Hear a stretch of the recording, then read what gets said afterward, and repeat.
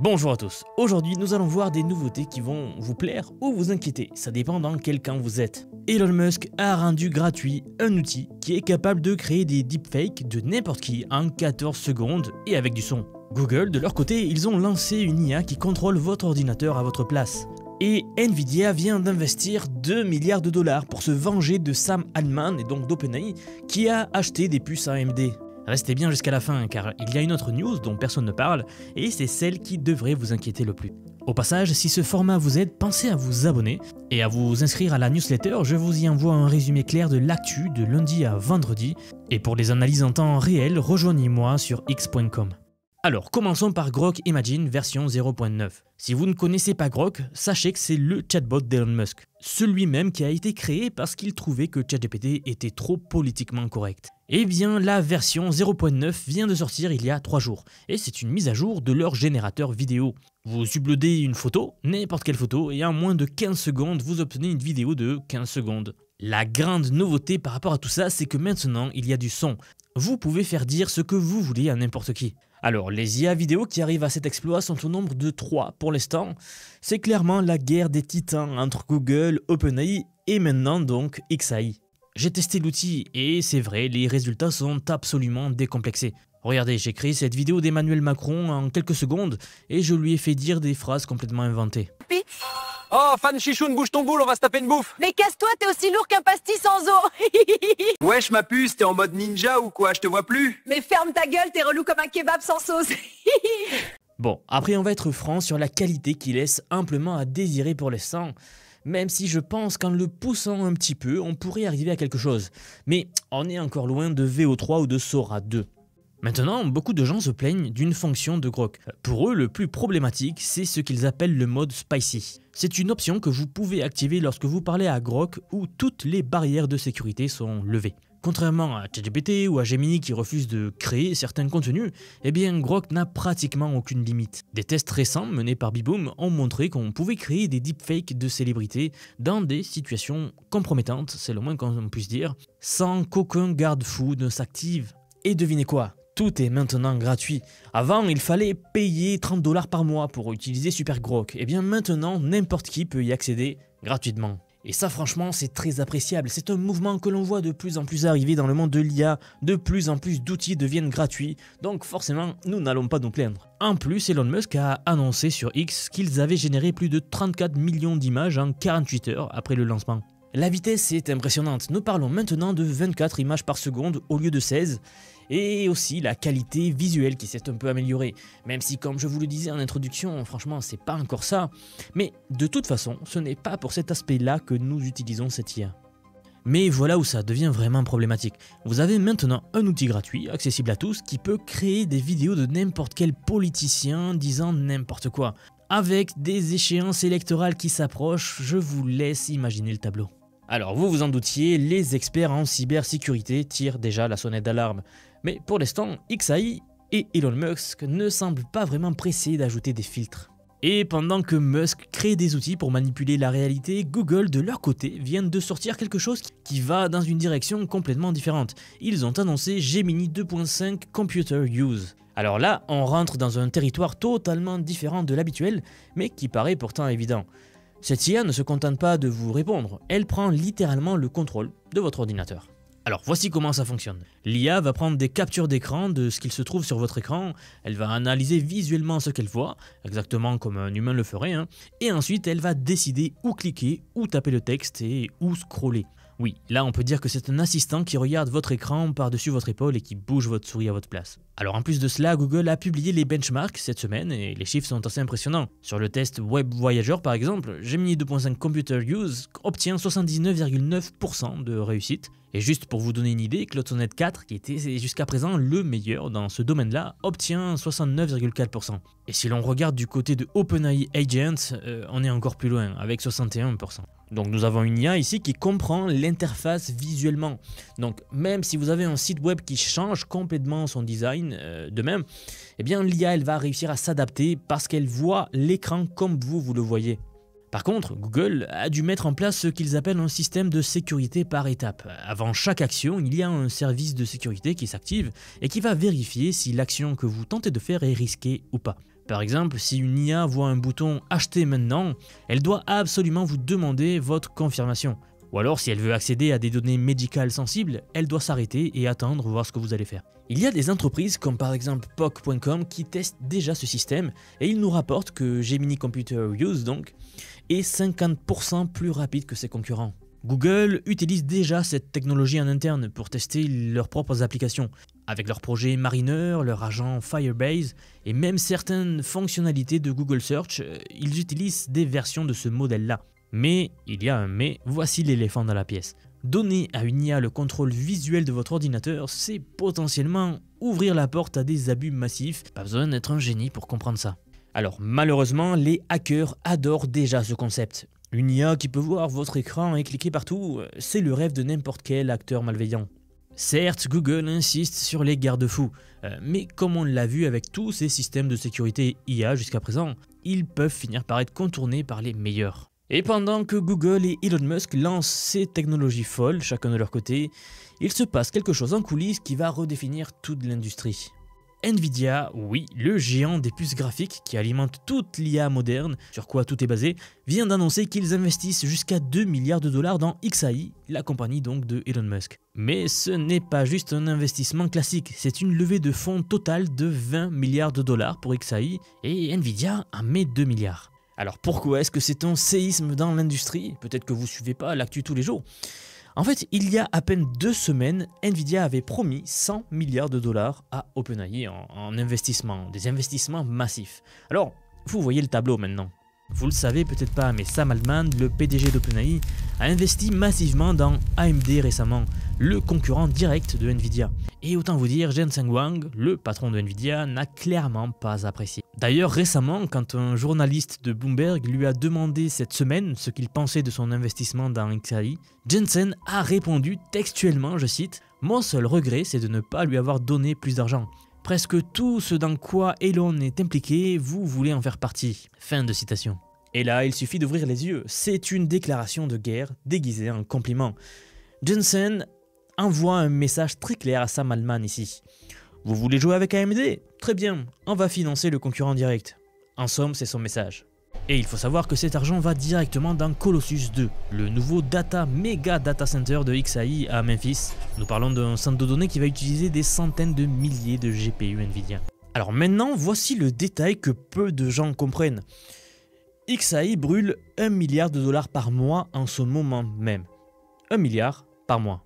Cette levée de 20 milliards, c'est à peine de quoi tenir 2 ans au rythme actuel. Et d'ailleurs, la structure de cette levée est fascinante.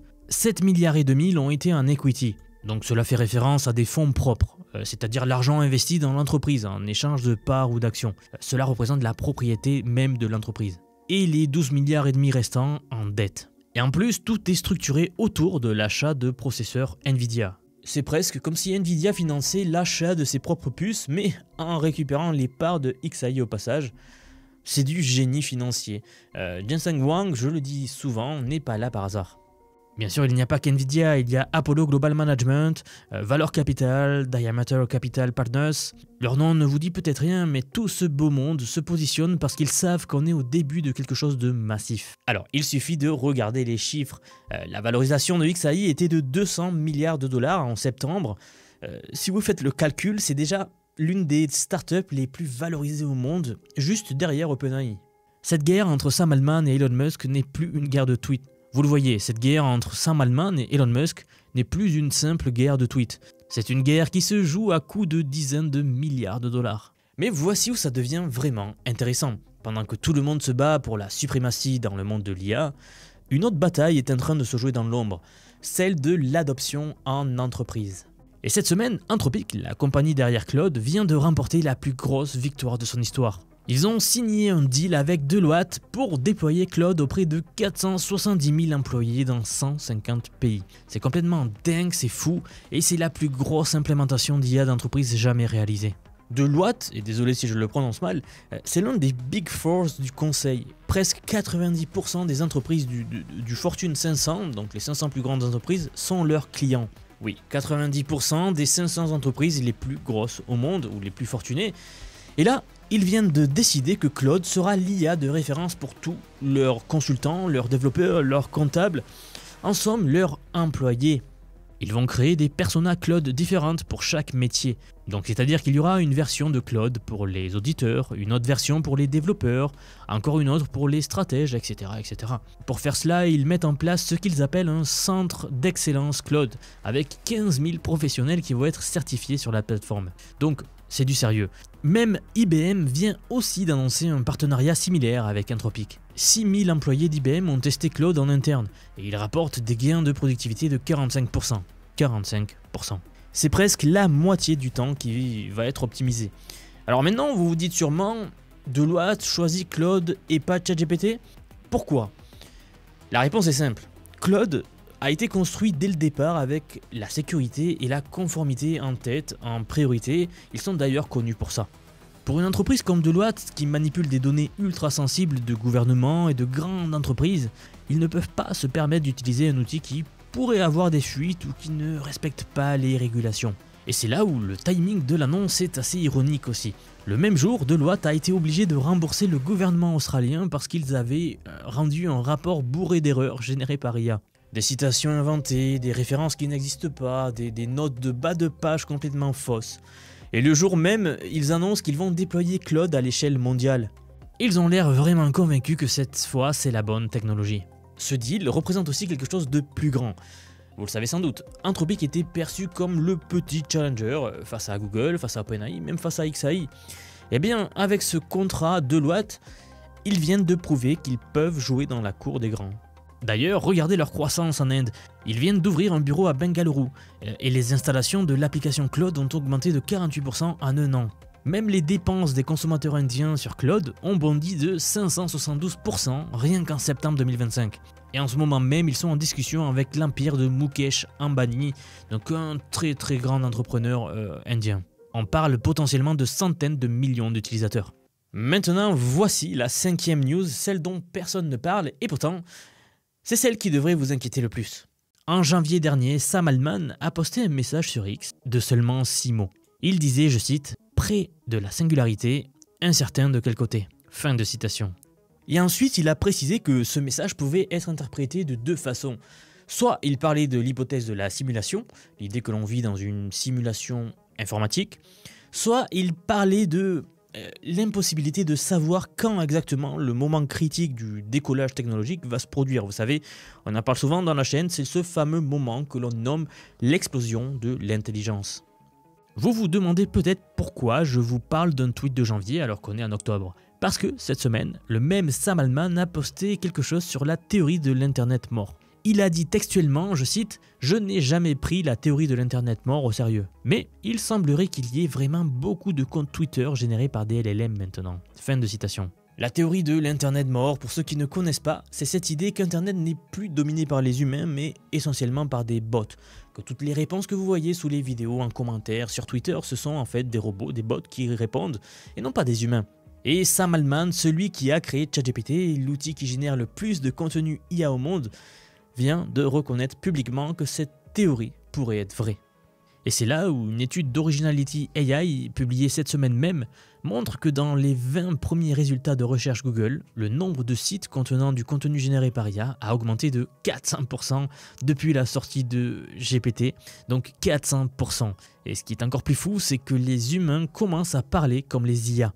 Oui, vraiment. Alors c'est peut-être pour ça que beaucoup croient que je suis moi-même une IA. Dans la foulée, Scientific American a publié un rapport montrant que des mots typiques de ChatGPT comme délicat, méticuleux ou approfondi apparaissaient maintenant beaucoup plus souvent dans les podcasts conversationnels humains qu'avant 2022. Donc les machines nous ont imités, mais maintenant nous commençons littéralement à imiter les machines. D'ailleurs, Altman a aussi publié un essai en juin dernier intitulé La singularité douce. Il y prédit que d'ici 2026, on aura des systèmes capables de découvertes scientifiques originales. Et d'ici 2027, nous aurons des robots capables de faire des tâches physiques complexes dans le monde réel. Comprenez bien, ce ne sont pas des prédictions d'un random influenceur tech, c'est le CEO, le PDG de la compagnie qui a créé ChatGPT. Et ces prédictions jusqu'à présent ont été étrangement précises. Il y a 5 ans, si on vous avait dit qu'on aurait quelque chose proche de l'AGI en 2025, vous auriez certainement ri.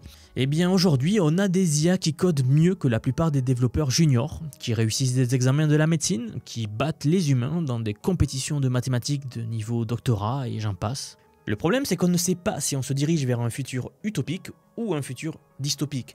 C'est là où, si vous suivez la chaîne, vous savez qu'il faut ressortir les livres de science-fiction pour se faire une idée de ce qui arrive. Mais quoi qu'il en soit, Sam Altman lui-même dit qu'il n'est pas sûr de quel côté de la singularité on va tomber. D'un côté, vous avez des outils comme Claude qui peuvent augmenter la productivité de 45%. De l'autre, vous avez Grok qui peut créer des deepfakes de n'importe qui sans aucun garde-fou, sans aucune limite. D'encore un autre côté, vous avez Gemini qui peut automatiser des tâches répétitives et vous faire gagner un temps monstre. Encore un autre, une IA qui a un accès visuel complet à votre ordinateur. Et j'en oublie certainement beaucoup. Si je vous dis tout cela, c'est car ce qui est fascinant, c'est la vitesse à laquelle tout se passe. En une seule semaine, on a eu 5 annonces majeures, qui auraient chacune mérité des mois de débat public. Mais il n'y a plus de temps pour le débat. Alors, une question pour vous, qu'est-ce que l'on fait maintenant? Certains vont dire qu'il faut ralentir, qu'il faut réguler, qu'il faut mettre des barrières. D'autres, de l'autre côté, vont dire que c'est trop tard, que le génie est sorti de la bouteille et que finalement, il ne faut pas décélérer. Bon, mais une chose est certaine, si vous ne comprenez pas ces outils, si vous ne savez pas comment les utiliser, si vous restez spectateur de cette révolution, vous allez vous retrouver complètement dépassé dans les 12 prochains mois, et j'ai même envie de dire dans les 6 prochains mois. C'est un chiffre qui revient tout le temps, les entreprises qui maîtrisent l'IA gagnent 45% de productivité. Et celles qui ne le maîtrisent pas vont tout simplement être en difficulté. Les professionnels qui savent utiliser ces outils vont devenir indispensables. Maintenant, ça n'en fait plus aucun doute. Ceux qui ne savent pas, eh bien, vont l'être beaucoup moins. Dans tous les cas, si vous sentez que vous devez comprendre ces technologies maintenant, si vous voulez être du côté de cette transition plutôt que d'être écrasé par elle, alors j'ai quelque chose pour vous. J'aimerais vous dire que depuis quelques mois déjà, j'ai construit un programme d'apprentissage unique. Je vous apprends l'IA sous tous ses aspects. C'est un parcours pensé pour vous transmettre tout ce que je sais. Alors non seulement sur les modèles comme ChatGPT, Gemini de Google, Grok que l'on vient de voir, mais bien d'autres. Je vous montre surtout en fait la manière de les intégrer concrètement dans votre vie, dans votre travail, dans vos projets. Et ce, que vous soyez salarié, indépendant, entrepreneur ou même à la retraite, nous avons beaucoup de retraités dans la communauté. J'ai récemment sorti la plus grosse mise à jour à ce jour de la formation. Ça fait un petit moment que j'en parlais, mais ça y est, elle est là, elle est en ligne. Donc un module entièrement dédié à l'automatisation par IA. Autrement dit, la création des agents IA, des espèces de salariés virtuels qui vont travailler pour vous et tout faire pour vous. En somme, vous faire gagner des heures et des heures et des heures. Vous êtes déjà plus de 4500 personnes à avoir rejoint ce programme, donc nous approchons des 5000, merci pour le soutien. Et enfin, sachez qu'il n'y a pas besoin d'être développeur, pas besoin d'avoir un profil technique, je vous prends par la main, et pas à pas, avec des leçons vidéo claires, des cas pratiques concrets, on voit tout ce qui touche à l'IA. Dernier point, mais pas des moindres, si vous nous rejoignez aujourd'hui, vous aurez accès à toutes les évolutions du futur sans surcoût, accès illimité à vie à tout ce que je veux vous apprendre. Donc aujourd'hui c'est un paiement unique, ce n'est pas un paiement mensuel, c'est juste un paiement unique et vous aurez accès à vie à toutes les mises à jour que je vais faire en permanence et que je fais en ce moment même. Si cela vous intéresse, vous avez les liens en dessous de la vidéo, donc soit en description, soit en commentaire épinglé pour nous rejoindre. Dans tous les cas, moi je serai très heureux de vous accueillir dans le programme. Si vous êtes encore là, merci d'avoir regardé jusqu'au bout et je vous dis à très vite pour la prochaine vidéo.